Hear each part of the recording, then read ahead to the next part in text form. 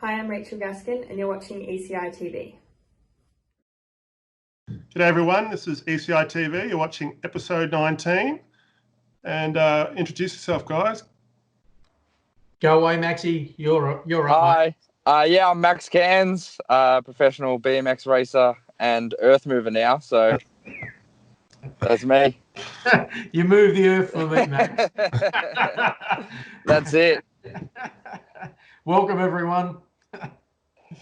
So we've got some general discussion. There's been lots of news just in the last couple of days, but we'll get started with some products. So Flite pads, who have been around the BMX industry for forever, although not a lot of people use pads anymore, they did a limited edition release of Radical Rick pad sets, which is the old style vinyl printed with the silver snaps. And they did 40 sets of pads for the 40th anniversary. It was all signed and, you know, special packaging. We'll show the photos of that. And sold out in 4 minutes. So they're quite popular.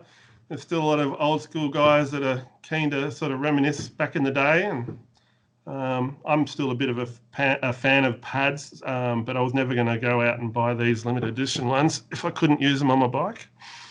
Maxie's not a fan of pads just because the two words just don't go well together. Maxi pads.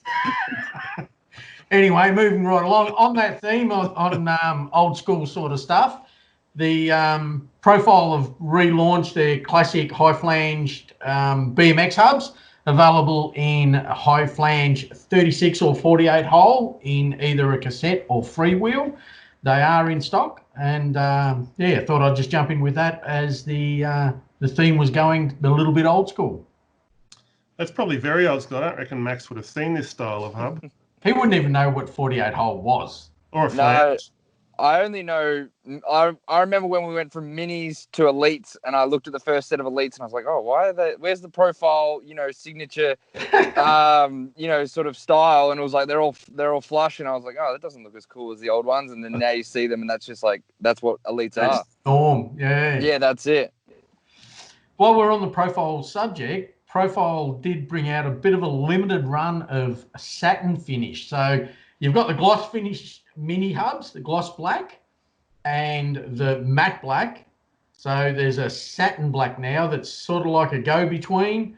And they're out, just a very limited run on those. We've got a few of those in stock. So if you want something fairly unique, jump on and go and see your local shop and grab some of those.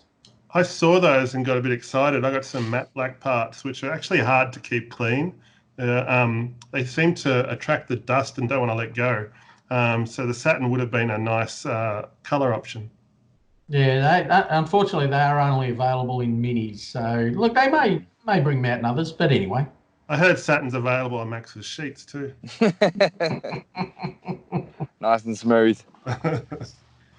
Speaking about Big Max, we have also the biggest, you'd be interested in this, Max, the biggest Rennen 4-bolt chain ring coming into ECI, I would say early next week, maybe mid next week. What size have they gone to now? It's a 52.9. Now, I don't know. I've got a 52, but I don't know. Yeah, I don't think I've gone into decimals just yet. Well, it's only because we had a chat with George at Rennen some time ago, which was aired on ECITV, and George was saying that people had jumped on board with the decimals and realised the biggest chainring goes to 52 because that's the size of the block of aluminium that they get in. Yeah. But because they vary the dips to do the decimals, some people realised that you could actually create a 52.9. And so when we did the interview, I said, you do realise I'm going to order one of those with my next order. So sure enough, it comes in next week. So we'll have a 52.9 here for anyone who wants to have a bit of a look at it. Good luck trying to find apart from Rennen's, a chainring calculator to be able to work that out. But anyway. Put a 16 on the back and you'll be right. Just push it. So you've run a 52, Max?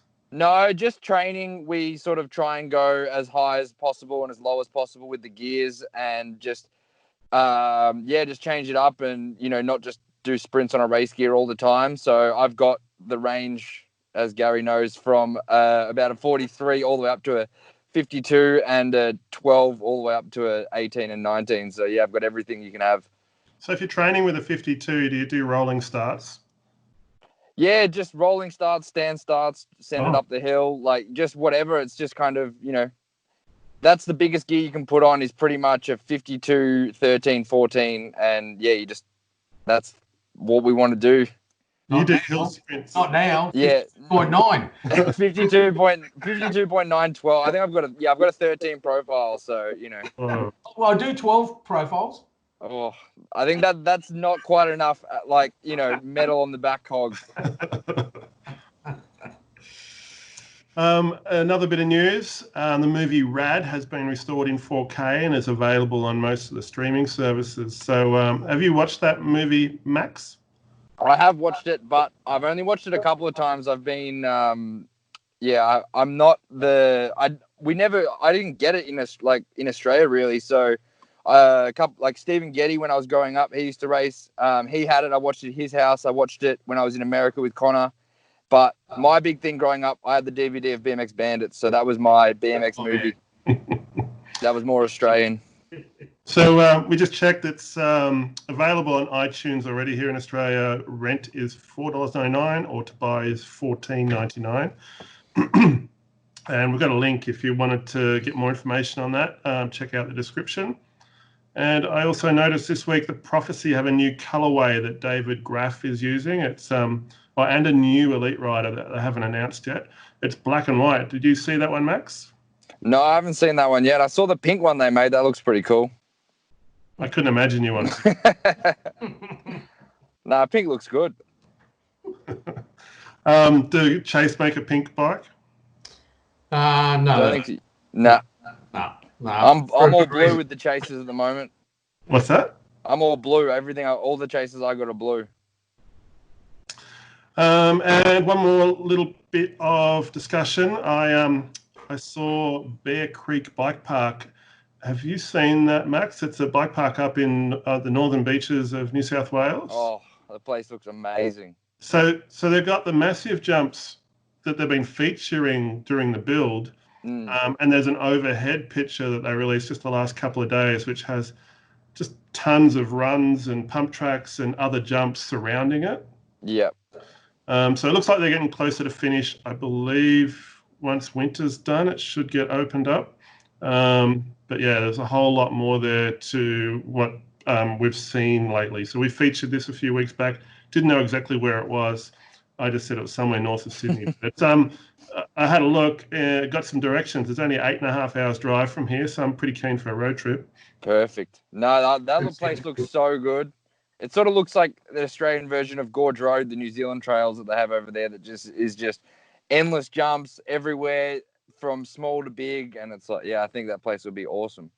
We'll have to get the Jolly Red van fired up and head up there when we can. Yep, I'll sleep in the back seat. Not like we're going to be racing anytime soon. No, just got to wait for the borders to be open up. Oh, that's true. Yeah. Pushy's bike shop, which do a lot of online sales. I noticed they have a job for a customer service representative up in Brisbane. So if anyone in the bike industry is looking for a job, we'll provide you the link to that, but just check it out on Seek.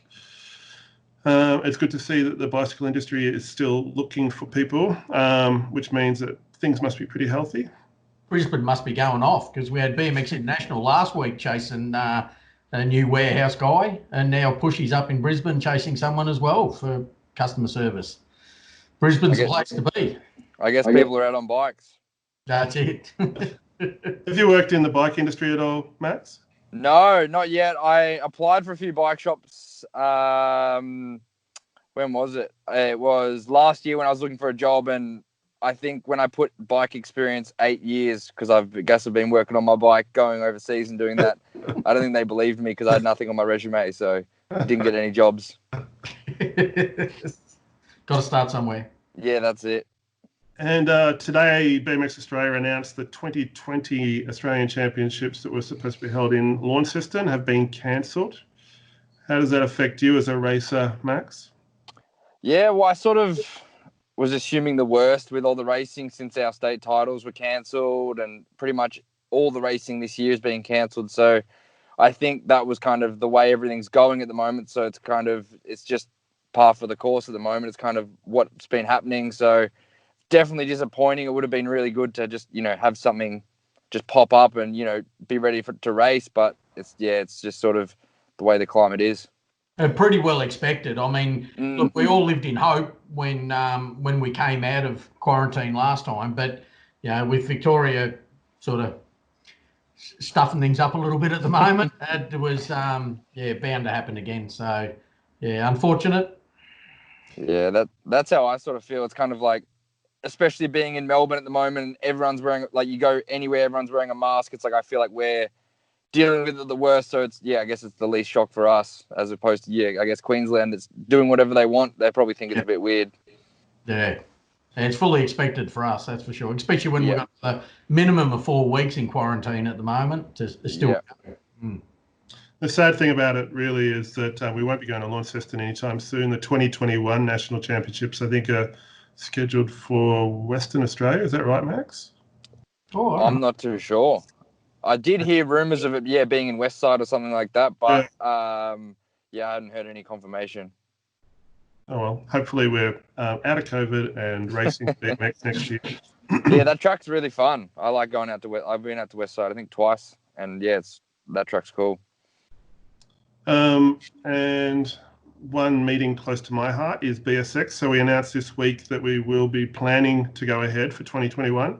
Fingers crossed we can still run the race meeting, but we just wanted to let people know, I think it's January 11th next year we're planning on running it. So it's a Monday. And we're going to go full steam ahead, start making track changes to keep it exciting for people. And hopefully we get Max up there again one day. Yeah, that'll be cool. Is Track Attack going to happen? Do we know? Has there been any? They released dates.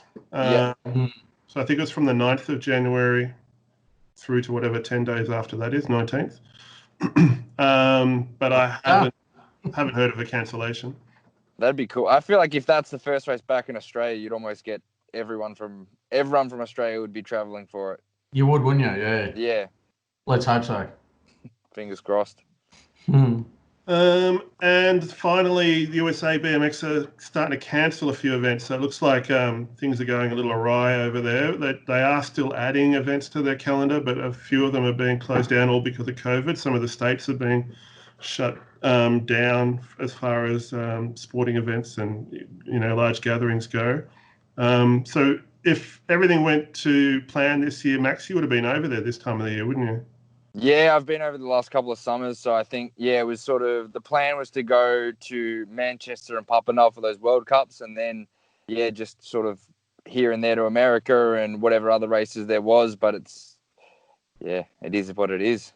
It's kind of fingers crossed. If I think there's people getting exemptions and stuff to go overseas. So if I can get all my eggs into the one exemption and go to the Grands race, that'd be awesome.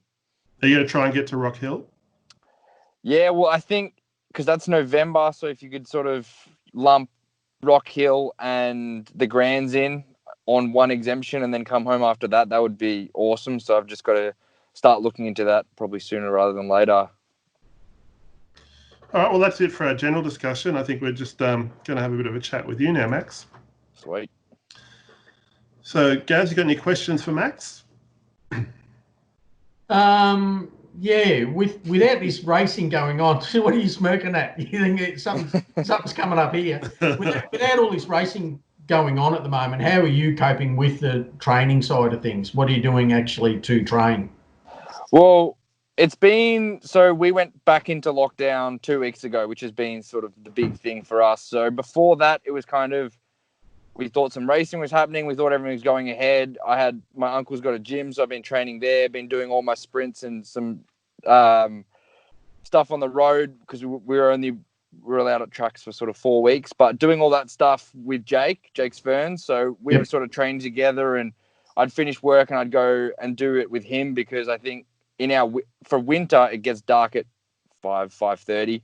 So it's pretty hard to get motivated to do anything, but having someone else with me, we've been able to just grind away and been working hard, But then these last lockdowns come and it's been sort of a bit of a kick in the guts, and all these races getting cancelled. It's kind of thrown everything up in the air. So I've just been, still doing my thing, but it's kind of, there's almost no goal at the moment, which has always been weird. Like there's always been a race that I've been training for or an event that I've been going for. So it's kind of just training for the sake of training. But I think for me, it's been going really well because I had an off season before the World Cups, and then now it's like I've got a whole nother off season, which I've never had a big block of training for the last 5 years. I've been in and out of injuries and been sort of recovering from that. So I think it's been good for me. I've just been working on my skills on my bike and just training, really. So you can still train with Jake at the moment. Yep. Because it's one person and it's classed as exercise, so we're allowed to do that. And then luckily last week I was working right near Park Orchard. So if you're local, you're allowed to go ride the track. So I was there 4 days last week, just kind of perfect.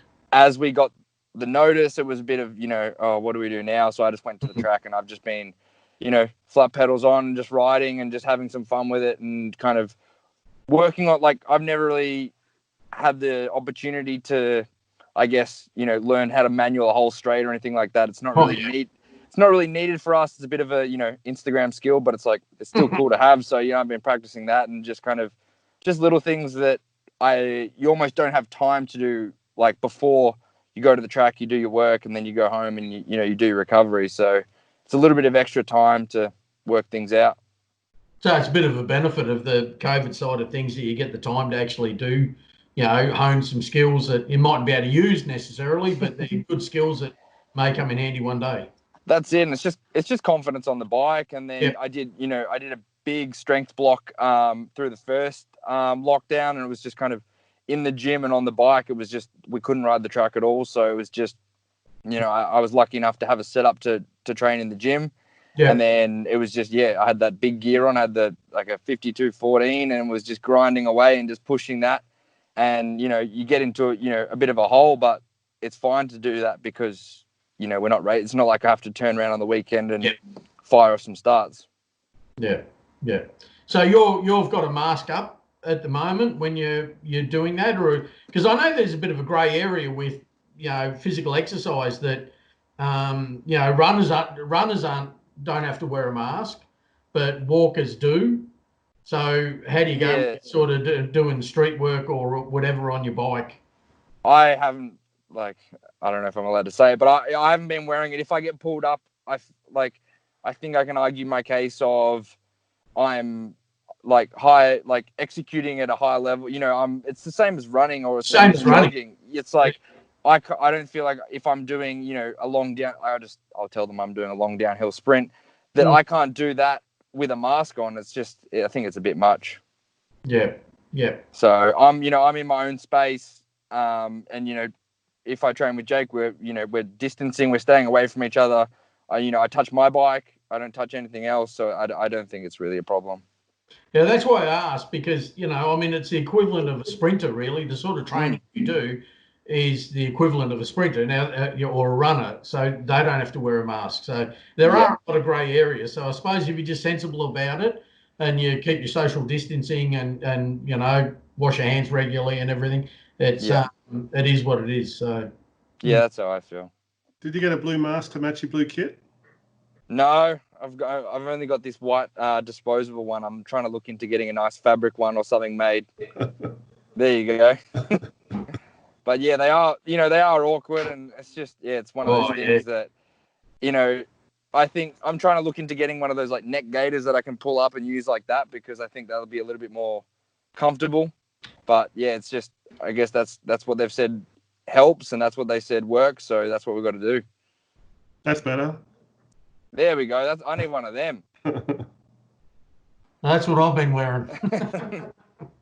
Perfect. Yep.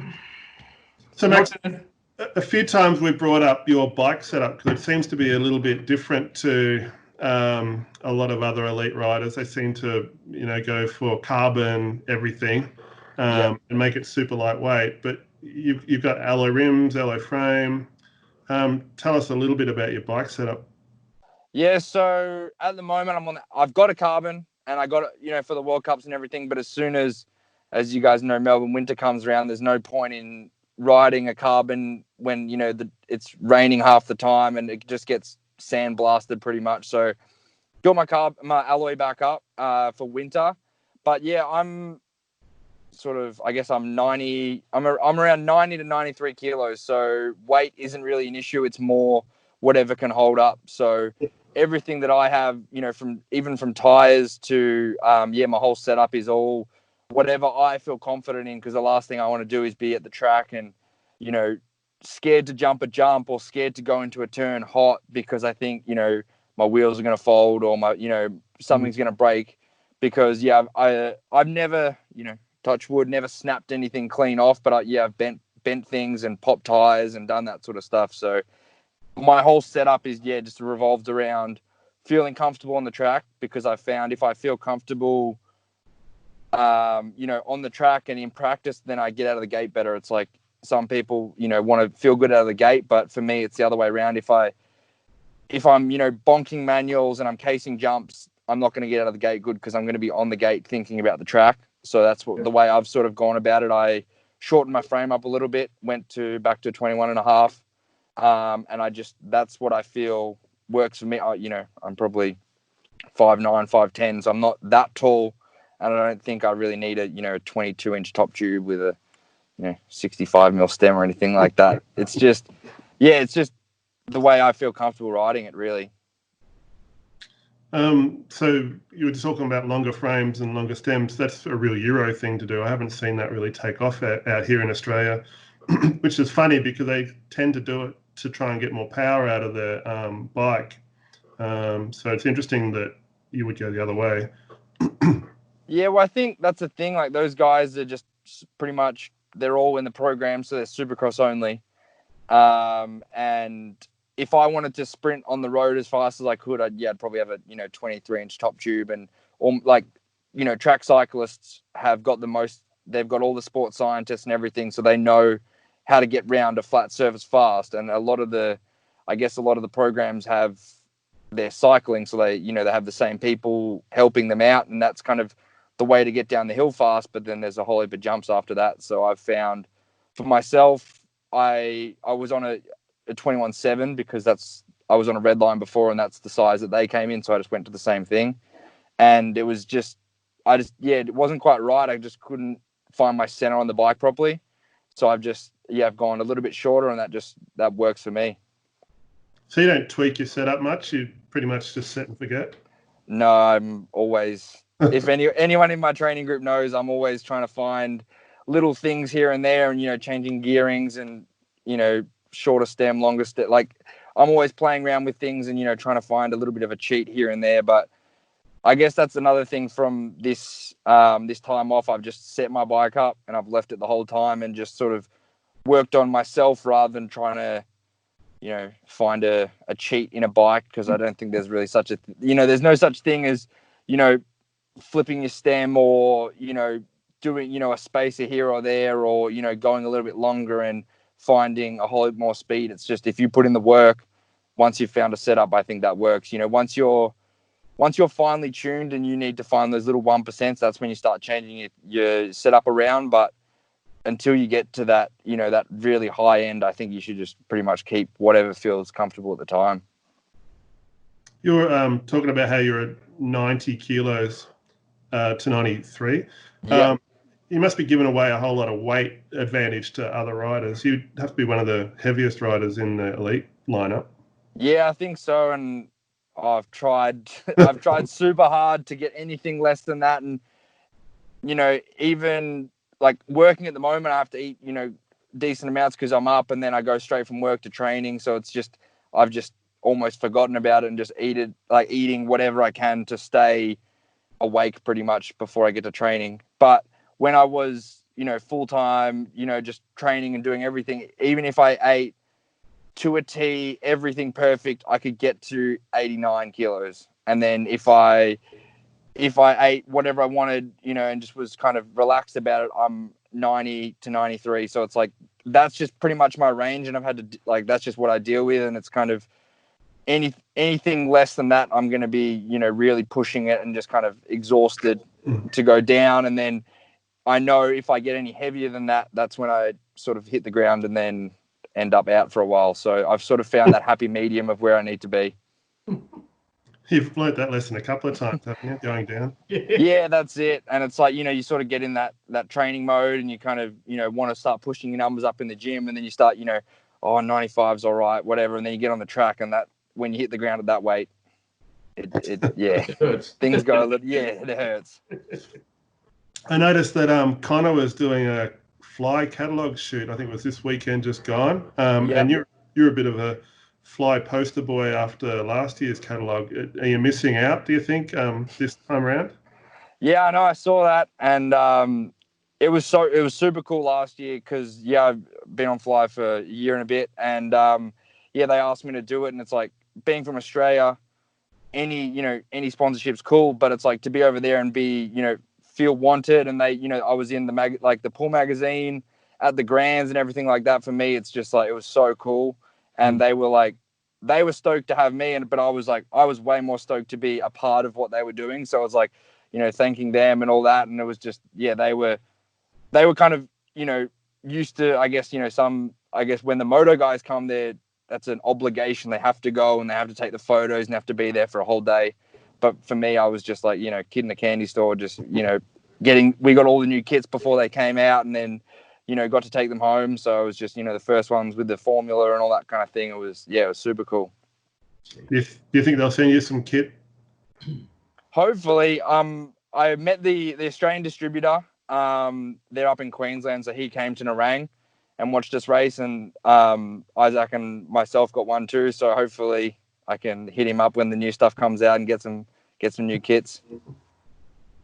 That's about all I've got for you, Max. What about you, Gav? Any more questions? No, that's about it, I suppose. It's a bit of a limited show, but like I said, it is a bit hard at this stage with there's nothing going on really, is there? Virtually 2020 it just wiped off the calendar for BMX, so that does make it difficult. Yeah, that's it. Yeah, no, I've started working, doing a bit of stuff here and there, and trying to build some, you know, doing earthwork stuff, and then trying to build some BMX tracks where I can. So if anyone needs a BMX track, hit me up. Have you done myself a plug? Have you done much of a build at all as far as jumps go, or pump tracks or anything like that? So there was a few jumps out the front of Northern that we went in and fixed up, but unfortunately they've all been covered in water because there's not too much drainage. So we need to go back in there and fix up the drainage. But that was our first one, and then we've got another one in the works, and then hopefully get a couple more pump tracks sorted, and then maybe a BMX track later on. You know, that's the ultimate goal, because the bloke I work with, he's into BMX as well, so he's super keen. We're trying to build some tracks and do that, because, you know, I've got the experience in actually knowing what a good BMX track would be, and then he's got the skills in the digger, because I'm still learning that thing. Right, mate, give him a plug. So here's Dig Solutions, and then Track Solutions is coming soon. So that's what we're going to be building tracks under. Fantastic. Yeah. You heard it here first. Heard it here first. The Instagram link will be soon. All right, that's it from me.